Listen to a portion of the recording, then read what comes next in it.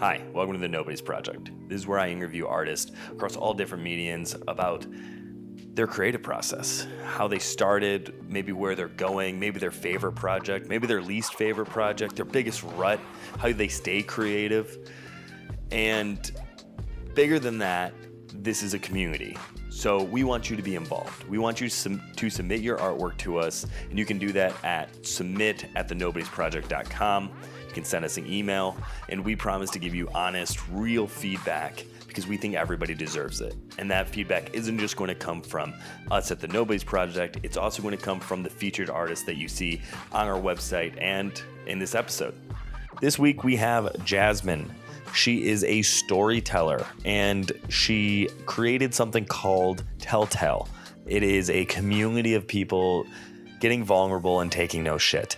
It's storytelling, comedians, sometimes music. It's whatever you want it to be. But the biggest thing is the community. And it's something that I really want to emulate with the Nobodies Project. Actually, some inspiration for the Nobodies Project. And Jasmine's extremely delightful, so talented. Can't wait for you to hear her.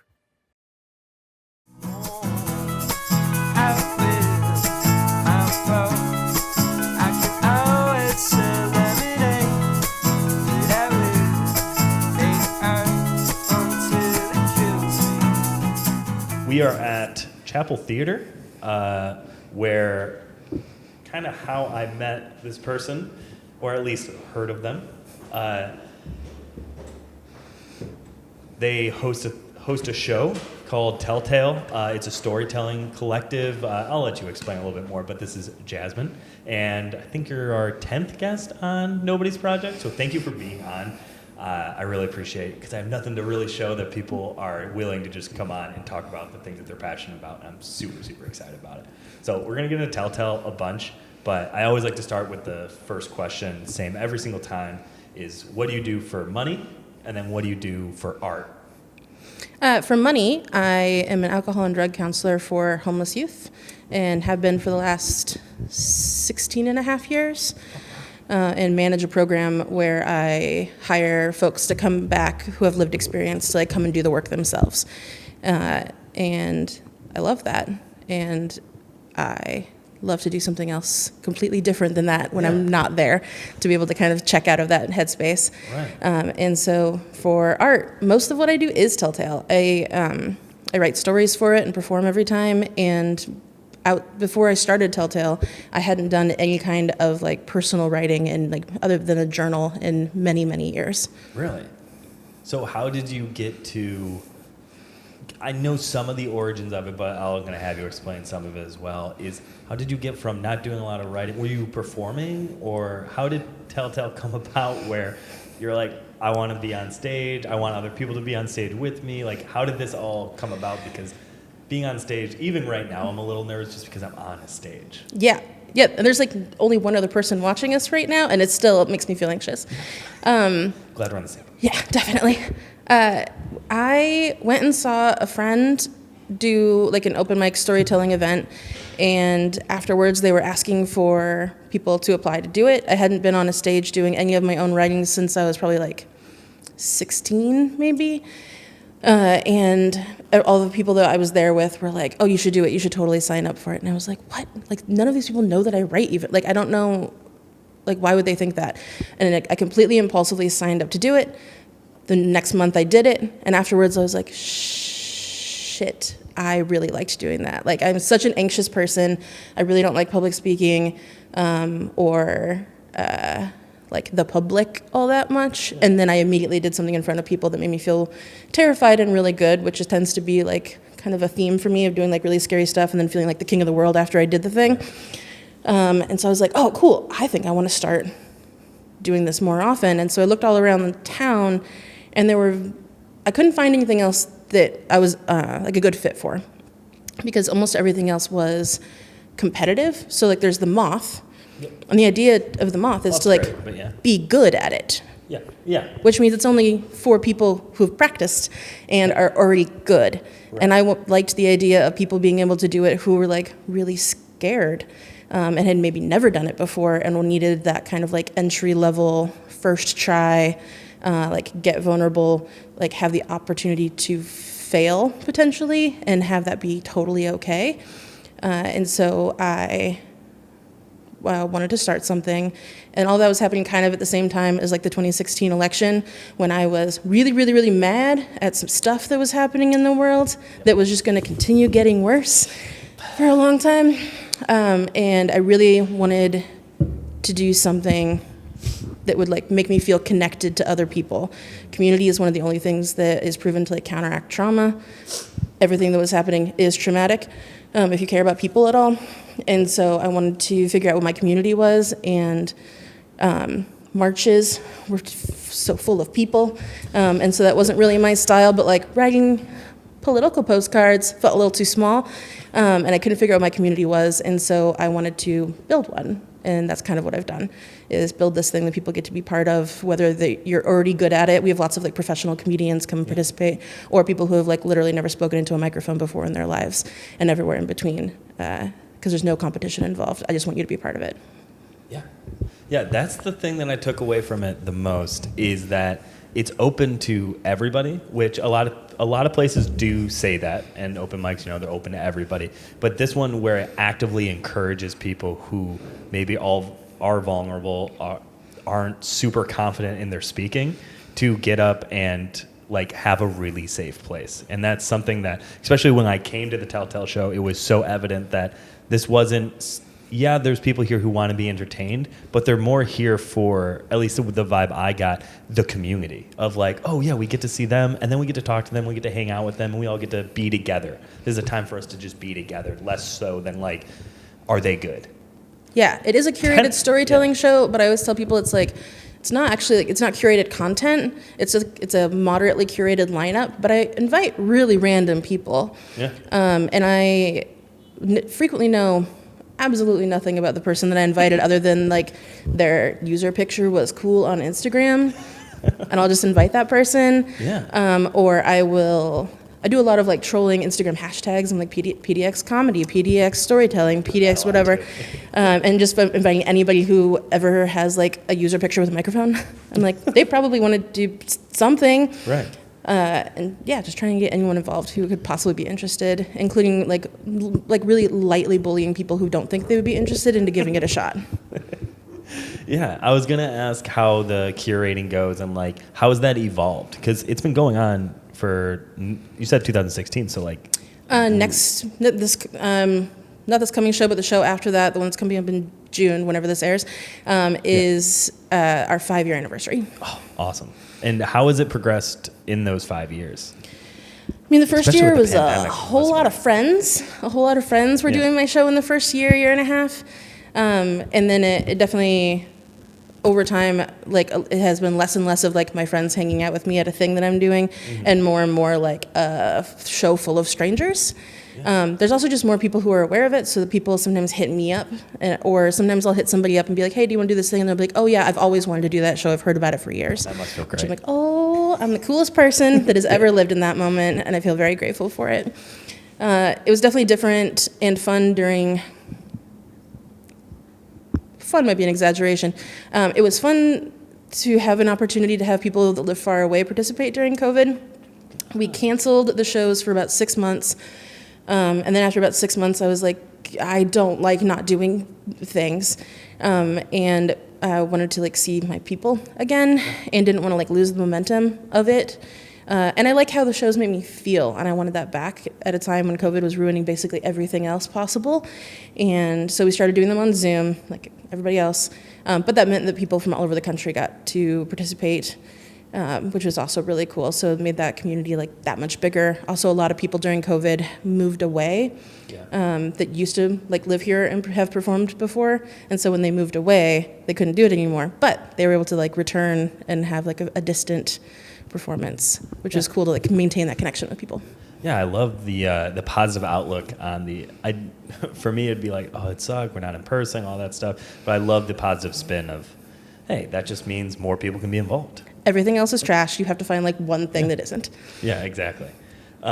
So the one thing I was kind of stuck on that you said was that fear of doing something, and then as soon as you do it, it just feels amazing. Can you talk to me about like how you battle with that, because I can't imagine that happened once and now you're good. Where, oh, I know it's scary, but I know it's going to feel good. How do you overcome that? I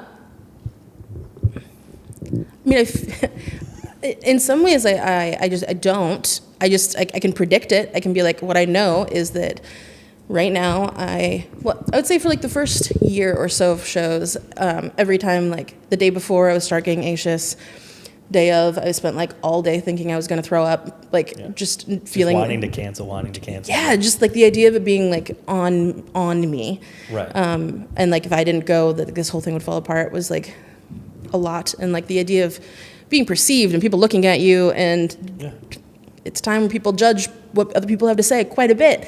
And like having all this pressure felt really, really, really scary. But almost everything I've ever done that has been really important also felt really scary in the moment. It kind of like makes it, I feel like it's almost an indicator that it's worth it. Yeah. If I didn't, it's just a sign of how much I care about something to like feel like jacked up on nerves before the thing happens. Yeah. Now I'm only like medium nervous before a show. Okay. I no longer feel like I'm going to die, or that I like can't eat for a day beforehand, which is very nice, a little more normalized. But I still get really nervous, and I still get super in my head about like, what will people think? Right. And what if I say something stupid? And the idea, multiple things can be true at once. So I can be really scared of doing a thing and also really excited to do the thing. And there's room for both in my messy brain. Yeah. That's the thing that I think I would always battle with. And I battle with it when I do these podcasts and all the other things, is that voice going in your head of like, what does everybody think? But at the same time, you have to battle with, it matters what they think a little bit, but it more so matters like how I feel after it. Yeah. And I feel like when I came to the show, that was promoted so much through every single speaker and the audience as well. And just curating that, it must be, I wouldn't say a safer place, but in the sense of, I mean, I would say a safer place, but despite like, I've gone to a bunch of open mics and stuff, and never have I been met with like anything harsh, but like here there was like a warmth coming from Telltale. And that's something that I think you should be super proud of, but probably I hope it makes on your mind easier when you're about to perform, right? That warmth you feel from the crowd, everything like that. Yeah, it definitely does. I also think that, like in the email I send performers, I definitely talk about like trying to tell stories that make everybody feel like they're part of a thing and not trying to alienate anybody. I think a lot about like language and making everybody feel like they are like meant to be in the room and the room is for them just as much as it is for everybody else. And sometimes it's hard to do that at the same time as also just like run a show, but it's super important to do so.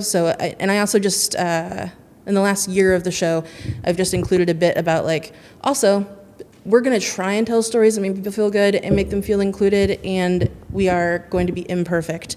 And there have been times where people have told stories that like missed the mark.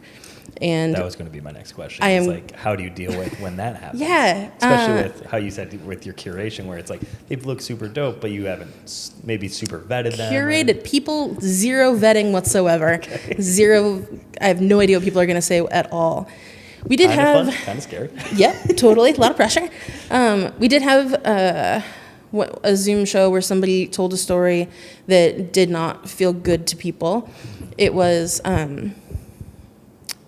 it's really tough because you also don't want to like interrupt somebody's emotional telling of something in the moment and be like, you're not allowed to, like, because it's not like not allowed. And how am I supposed to predict like what feels good or what doesn't feel good to other people, especially people of like varying identities? And so we talked a lot after that show about like how to handle it if it happens, and we came up with a lot of like broad plans about like, well, this person could like shut it down, or you could like take this person and like immediately like ask them to stop and like put them into like a breakout room, and then like some other staff person from the show, which like basically doesn't exist because most of it is me, would like be able to like have a conversation with them about like why it didn't feel good. But that also means we would have to be like constantly managing what doesn't feel good for other people. Then it was it's so tough. Yeah, and then there were ideas about like making everybody submit their things in advance and like reading them, but that also meant like how am I supposed to read other people's stories and tell what other people are going to be comfortable with or not? Right. That also kind of doesn't feel fair. So then there was an ask of like, well, do we have like people from all these different demographics that are able to like read and vet? And then I was like, okay, cool, but like then that's like free labor that I'm asking from other people. That also seems problematic. And I feel like you would have to have so many different kinds of people, and the idea of being like, hello, read this and see if it like hurts your feelings. That's an awful ask. And like, I'm not paying you. And yeah, it's a tough thing. The world is full of things that hurt your feelings already. Like, let's not ask you to do this purposely again. So ultimately, I ask people to do their best and to like tell stories that are as like welcoming and inclusive and like for everybody as possible. And I just predict that we're not going to be perfect. Right. And that if something feels really bad and you want to tell me or tell somebody or send me an anonymous message or do whatever you want afterwards, like we can follow up with people, but we're just going to be flawed. And people, we're just like messy people, and I can't promise that it's going to be perfect. Yeah, I think it would be ridiculous to expect anything different than that. Yeah. And honestly, one of the easiest ways to do that would just be have that person come to the show. They come to the show one time, and you can feel the vibes of everything. Where I think that would be a decent enough, like, if you don't think you fit in here, then you probably aren't telling the stories that are adequate for this. Yeah, people can filter themselves out a bit. Yeah. Let's talk about some of like your performance, because one of the things I wasn't expecting is how moving and just enjoyable your story was. That was also, it was a story. It was a kind of a poem of sorts. I don't really know exactly how to categorize it. It was. I kind of just call everything a story, but we just don't tell people how, like, what medium you have to use. Perfect. That's why we call it a story when people do a song, a story when people have danced, like whatever. It's all a story. I like that. Yeah. Actually, I love that. So yeah, your story I absolutely loved. It was all over. It was like highs and lows, but it was funny and it was heartfelt all at the same time. How did you? Well, the one thing I wanted to get at is with your writing. What is one of your like worst creative ruts, and how do you get into the mindset to write and get these stories written? My worst creative rut is 3.5 weeks. Every 3.5 weeks before the show, because I don't really write anything other than these. Mm-hmm. So it's not like I'm like writing in general all the time, sure. And then I pick one thing for this. I don't do any other writing except the piece that I do for the show. That's fascinating. And so it is completely deadline based. And so I spend normally about 3.5 weeks being like, I should write soon. What am I going to write about? I'm going to come up with a story soon. Well, maybe I could write about, no, I did that a few months ago. And then not being able to think of anything and thinking it's going to be absolutely impossible. And then about 72 to 48 hours before, I'm like, fuck you, come on. Like, you have to, like now, dude. And then normally the night before the show, I'm just like, oh God. And then I just throw something together, and then I edit it the morning after, and then I do it that night. Does not come off that way. I thought your story was fantastic. Thank you. It seemed well prepared. But that's always the hope. Yeah.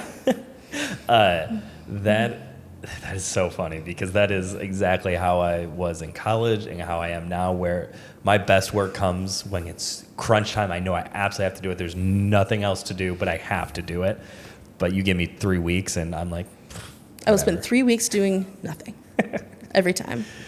Every month I'm like, I am going to, you're like, don't do this to yourself. This is the month. You should prepare this time. Think about it. What are you going to write about? But every month I have no idea. Like, I don't have an idea. I don't have an idea until I'm like forced to have an idea. Yeah, which there is some like proof to when you're forced to make something. That tends to be when some of the best work comes out. Yeah. So moving on to some other projects, maybe within Telltale, I always like to ask, what's your least favorite project you've ever made? Or maybe it's a story or project that you were the most stoked on that just didn't work out the way you wanted it to.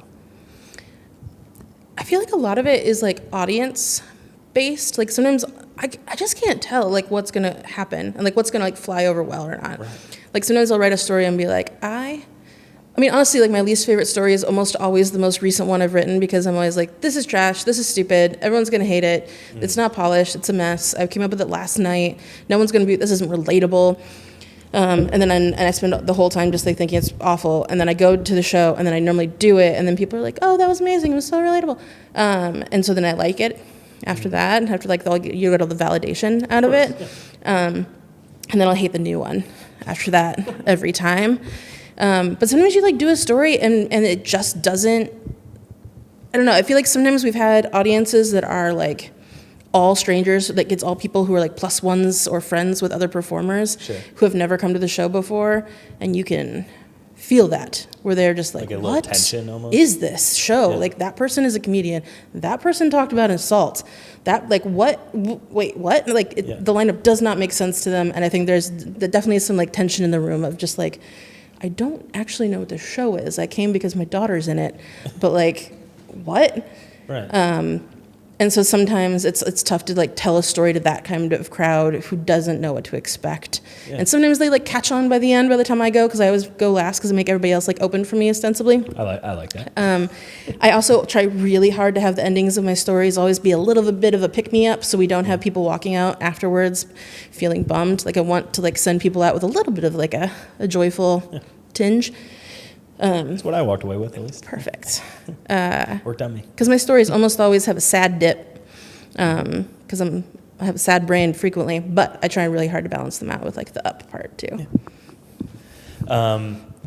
So we're running until right around 23 minutes, so we're going to take a quick break, and then I want to talk to you about non-telltale stuff. Great. And probably some more telltale stuff, because I'm very interested in it. So.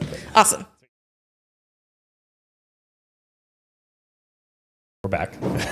There's a little break here. The first thing I want to get into is non-telltale related, is, even though it was brought up at Telltale, is ghosts. Maybe I'll just, let you I'm always happy to talk about just ghosts. free reign ghosts. Like, what do ghosts mean to you? Well, the whole thing started at New Year's a few years ago when I was like, I'm going to have a New Year's resolution, even though I think they're stupid. I'm going to have like a thing to work on. And I was like, I'm going to learn how to draw.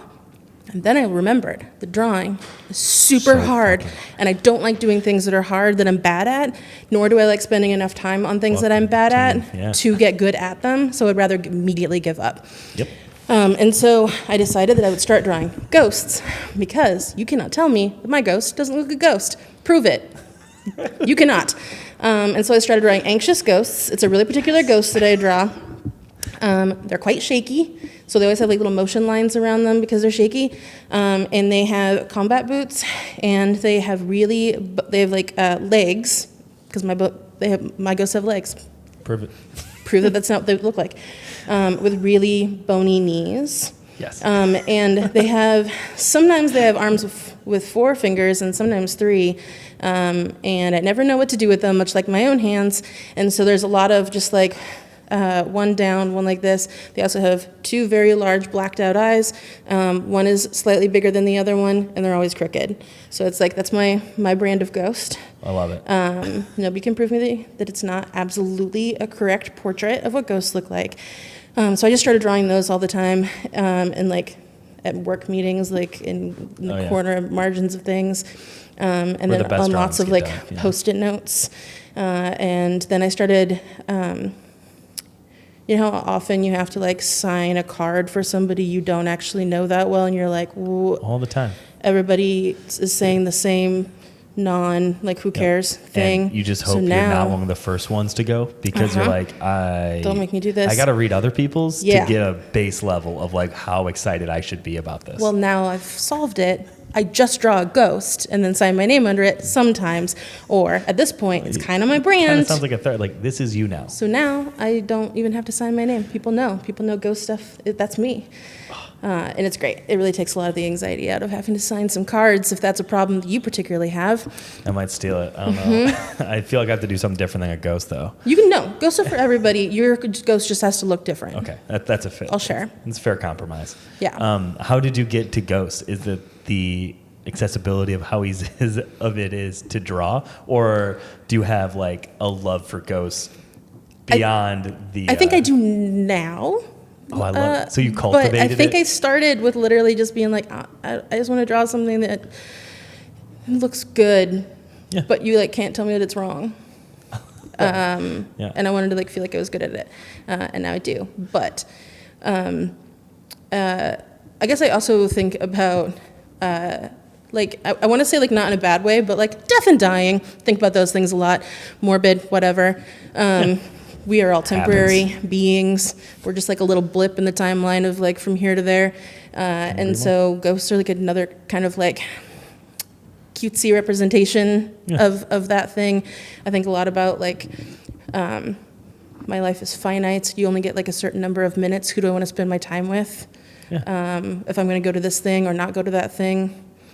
I didn't want to go out last night because I really wanted to spend those finite minutes of my life at home. But then I learned that Ruby the puppy was going to be at a bar, and I no longer could stay home because I decided the priority was to go see Ruby. And so, yeah, like finite minutes, just like what are you going to do with them? Because that kind of like lines up with the ghost stuff for me too. Yeah, I love it. I feel like I know the answer to this, but the standard like, do you believe in ghosts? Like where, like ghosts part of the timeline is what you're saying. It's a different part than us. I mean, the thing is, no, I don't believe in ghosts. And also, what I've been talking about a lot in my stories recently is like, I don't believe in ghosts. And also the ghosts that I'm fairly certain live in my house think that's really rude and are trying very hard to convince me that I'm dumb and that I should be paying more attention and change my belief system. Yeah, I love that. So with this ghost and everything that goes with it, with the drawing it, what's the, I wouldn't say end goal. What's like your big dream for where these ghosts go? Because I know that you promoted some T-shirts. You've done merch for it as well. What's everything goes perfectly. Where are these ghosts going? I quit my job and I just make ghost shirts and ghost merch forever. And everybody buys so many of them. I don't have to worry about working ever again because working is for suckers. Oh yeah. And capitalism is stupid, and I would rather stay home all the time and just draw ghosts and have people think that those are. We could do a whole other podcast on that point. I am so far in your alley there, but yeah, working sucks. Nobody should work 40 hours. I love my job, and also I don't think we should have to do it. Yep, I couldn't. So everybody should buy my ghost shirts, like 1,000 of them every month, and it'll be great, and I'll pay my mortgage with it. Awesome. Well, if you ever need photography done for those shirts or mock-ups done for those shirts, that's why we're here. Do need that. Gotcha. You should look at my Instagram of the last picture I took of the shirt that I was promoting. It was me holding it up like this. It's wrinkled and it's covered in dog hair.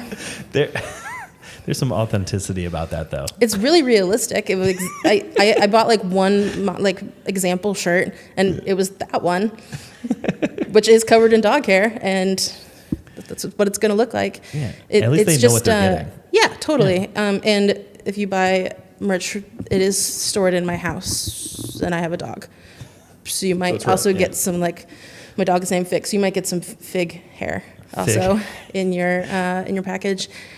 The second time a dog's been brought up. What kind of dog is Fig?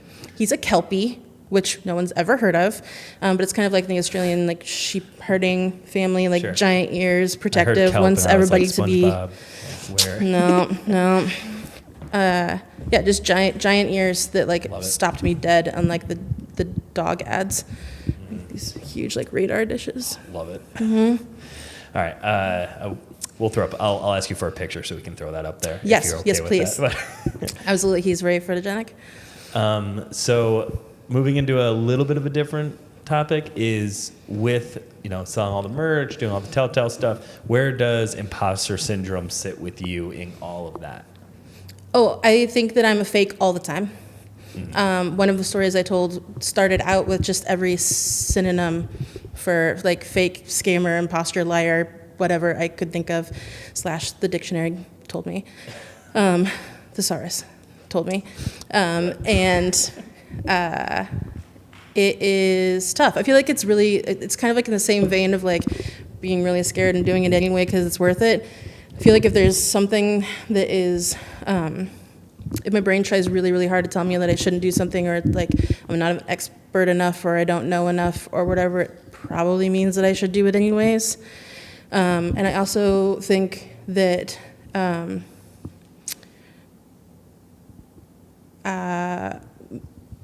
men don't feel like imposters often enough, and so I shouldn't let imposter syndrome get me down and take up more space. Yeah, I love that. Going into imposter syndrome and kind of just like what other people think and like all that, fun, sometimes negative, hopefully positive stuff. How is social media and how does that play into Telltale, selling shirts, you as a person, like being a creative? looking at other people's stuff. How is Instagram's a big one for me, but maybe any of the other social media. It's primarily what we use too. I think that my general audience is very nice and very respectful and very supportive. And I think that we're small enough that nobody that doesn't already come to the show appears to see anything I post online. And because all the comments I get tend to be like, nice. And I think that if we were bigger, that may or may not be true. Right. Pros and cons to that. Right. So then one of the questions I always like to ask is, if you could take 1 million followers tomorrow, you wake up, have 1 million followers, or keep the same following you have now, which would you choose? Does it have to stay forever? Like, is it the following I have? Yeah, and you're growing however you're going to grow. Yeah, I'm going to stick with that. Yeah, that's what I figured. Yeah, that makes sense. Yeah. Sweet. Although I probably could sell a lot of ghost shirts if I had 1 million followers. So there's pros and cons. Yeah, those ghost shirts should be selling a lot, but the 1 million would. It's a very cute little ghost, and it says, "Getting vulnerable is pretty punk rock." And he's got a hand that goes like this, because that one happened to have 4 fingers. Yeah. Producer Molly over there is loving that. Yeah, we'll hook you up with a shirt, or we'll have you buy a shirt. Sweet. And then let's see here.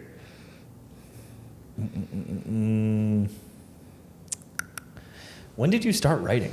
So we kind of got into it a little bit, but were you you said you were on stage at 16. Were you like on stage a lot in high school, or was it like a random thing that you had to do for class?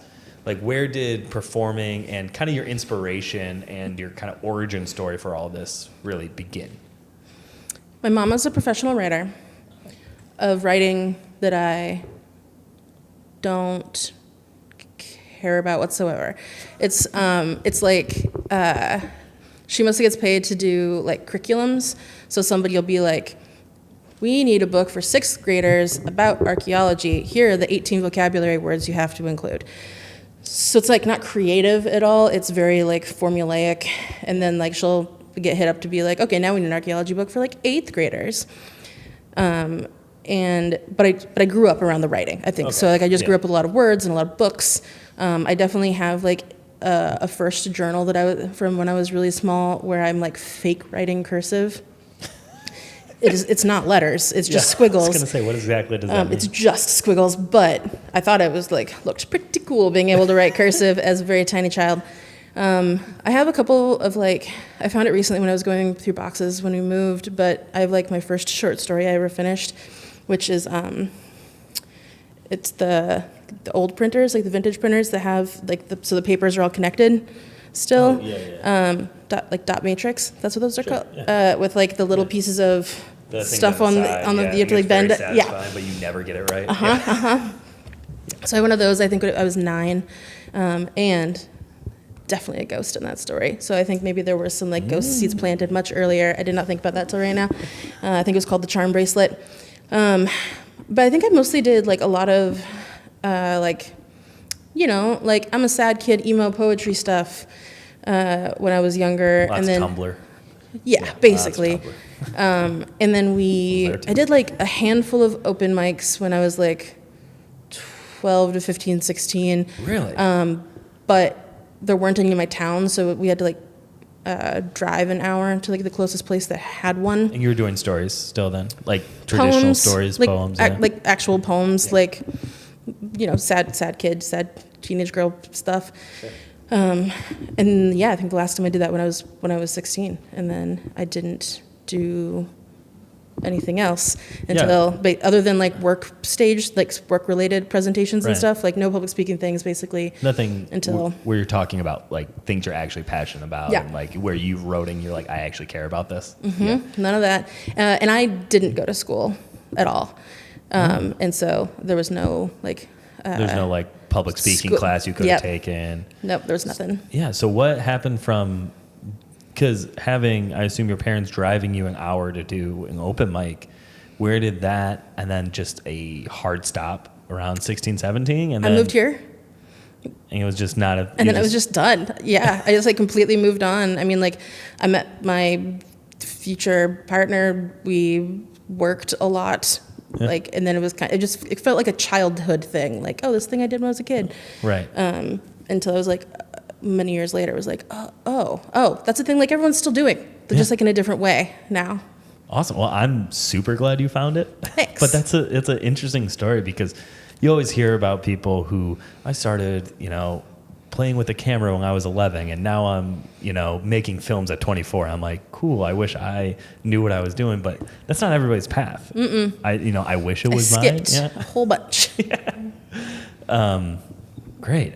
So with Telltale, with the ghosts, what is one thing that you're looking forward to, or one of your goals that you want to hit that you're just really looking forward to? Great question. I'm going to, I think, produce a ghost-only show in October. I remember you not talking here, about this. not at the chapel. I don't think. I think it's gonna, because I'm hoping maybe it'll be bigger than this. Nice. And I want it to be not just a storytelling show. So I want it to have like a signature drink that is like ghost themed. I don't know what that means. What flavor is that? I don't know. Maybe it can glow in the dark. And I want to sell snacks that are ghost shaped. I want there to be like a makers meeting, whatever, so people can like bring, like I have a friend who made like ghost shaped stained glass, things like that. And so like all these different people who can like sell their stuff at it. I want there to be kind of like ghost stories, but also like an acknowledgement of like death and dying sort of stuff and how we've come out of still in whatever, like this big like grief period in the country. I want there to be stations where people can draw their own ghosts. Yes. I'm really hoping somebody will come and do like live painting, and then we can like raffle off the painting at the end of it. I have a bunch of theories. So whenever this comes out, it's getting my if head anybody turning. wants to do ghost stuff, get at me. One thing that would be really cool, but it might be, actually, you could actually do it depending on how you do it, is you could draw on a white like see-through piece of paper and like burn a screen and then print off those shirts that people like actually draw there.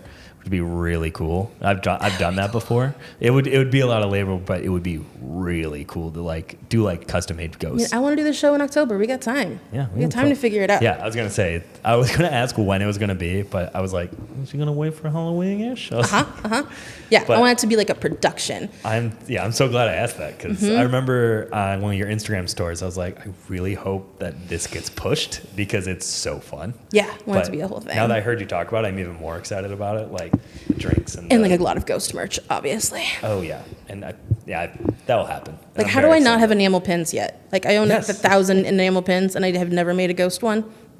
Yeah, missed opportunity. Enamel pins, stickers. I mean, get the whole round of it. Yeah. Cool. I'll ask one more. I have like 2 or 3 more quicker questions, and then we'll get out of here. Great. So one of them would be, who would be like biggest person, or maybe just somebody who you've always wanted to get on the show, like biggest, I wouldn't say celebrity, but like this is the number one person you would love to have on Telltale, like anybody in the world. In the world? That's world. ridiculous. I don't... Yeah. No boundaries. That's so many people.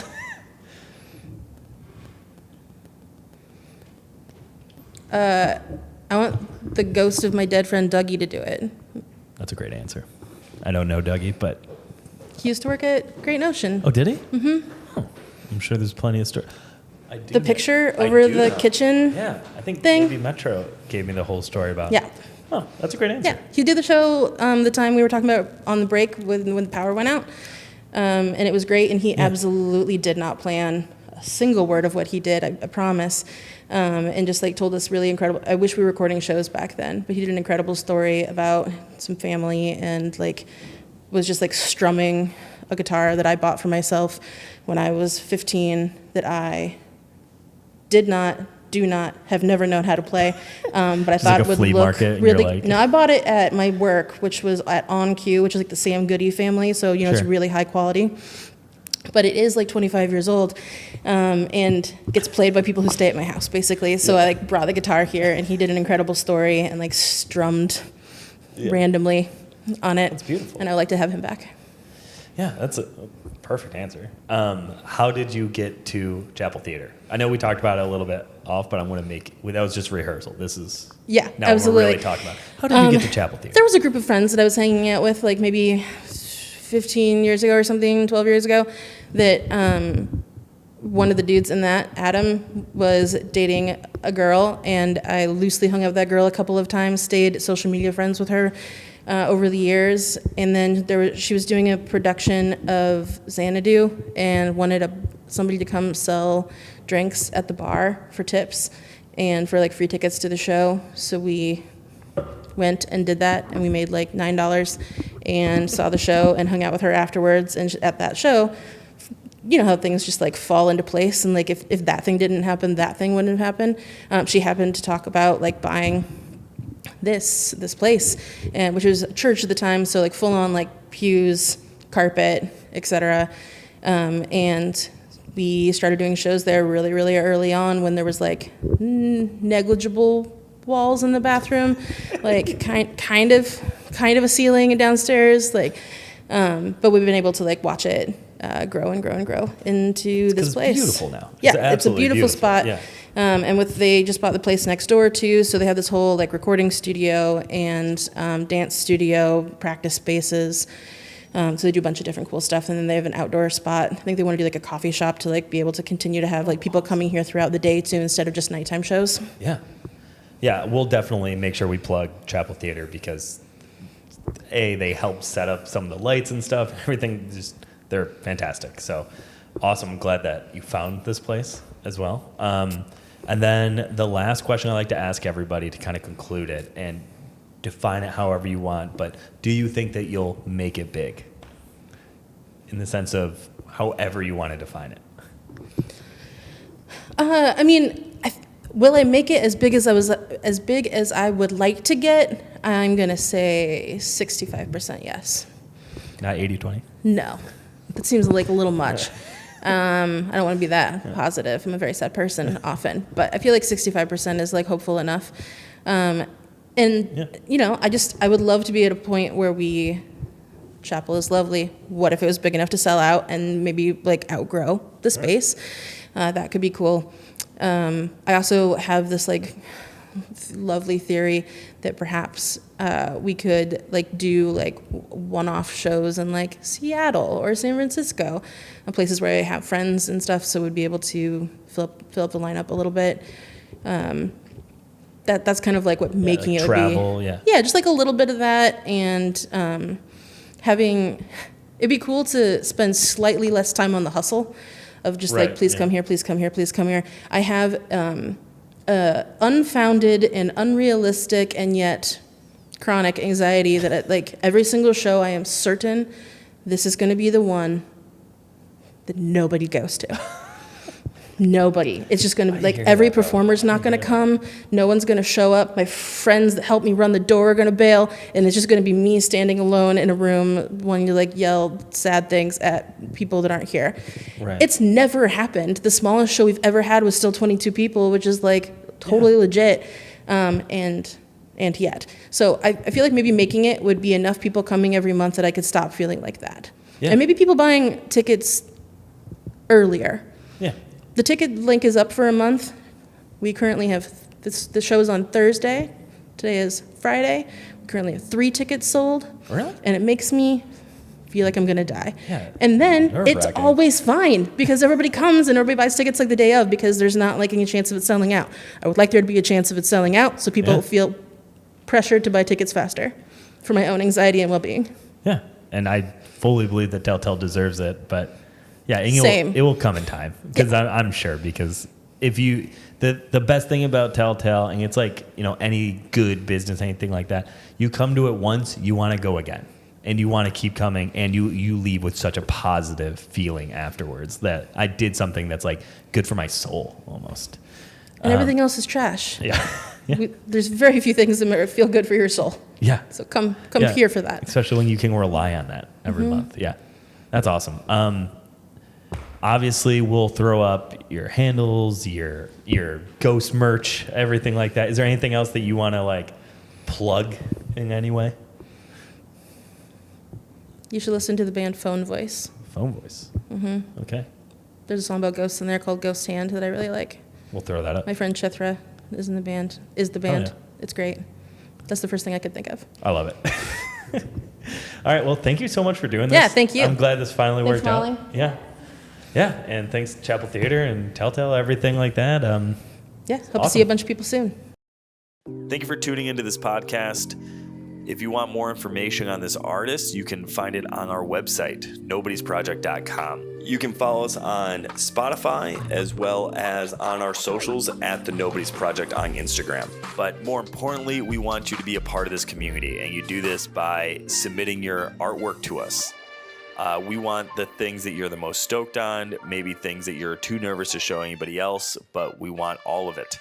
And you can do that by submitting your artwork at submit@thenobodiesproject.com. And we promise to look at every single person's artwork who is submitted, and everybody at the Nobodies Project will give you honest and heartfelt feedback. And thank you for being here and checking out the Nobodies Project.